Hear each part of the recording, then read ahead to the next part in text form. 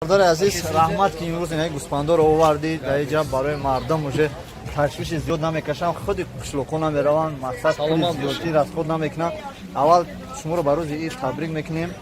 بعدا رحمت از اون یعنی برادرایی که امروز اومدن خریداری میکنن انا بعد گفتنیم که این گوسفندا کجا اکانت منطقه این گوسفندا از طرف آلاپایس که آوردیم. آلاپایس که این چند کیلو میبرن بعد در کدام 65 کیلو 70 کیلو هر کیلو. بعد نرخی خیلی این دونش چقدر برای این یعنی دیگر رو 50 سوم اما کیلوش ارزان میتیم 130 سوم میتیم او کیلوش. سلام چیزی که برادران شما شنیدین 130 روبل گوشت زنده برای شما پیشنهاد کردم از شهر یکاترینبورگ برادران اومدن برای غریبچو در اینجا همراه ما این اچخه که شما میبینید برادرمون صدای امید ایکیم جو بهجا گوسفند خریم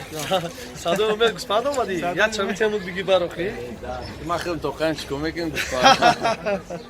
صدای امید از توج را زن نداره راستی گپ یا گوسفند همه چه تویش میکنیم و خیلی گرمه یا تمیو برای هم خیلی کنم اکرا صدای امید چی گفتن برای برادرایی که زحمت کشیدن سلامت باشه که خدمت کردن به حق مردم در روز عید گپ نیست ایدتون مبارک شه شما دم مبارک شه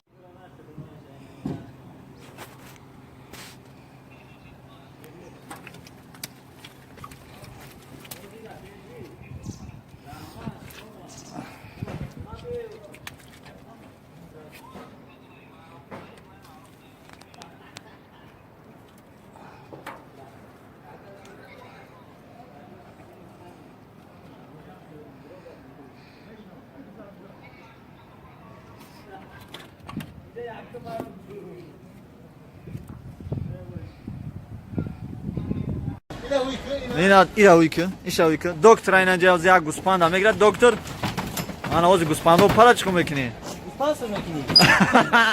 کو بارداست یا سر حلقان که انا کلونش کدومش بالاتره ای تاشا نگاه نکن قشقر شبته قشقر ای اوش سرت ایش نشه این اوش بگی الله را بگی کو بکش اچا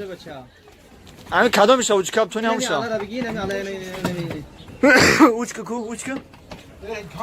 مایلو اوچ میره تو خونه چه میبری برو سر گردن که اچا کو بجم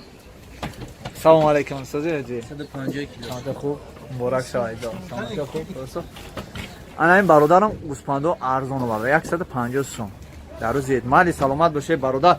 بگینم کلون شب بکش بیاره که کدامشو خفخش نسال بوشه کویا چو کدامشو چ کم میتونی تو خونه را بردا مالی برادر سلامت باشه پناه خدا مالی درمان خدا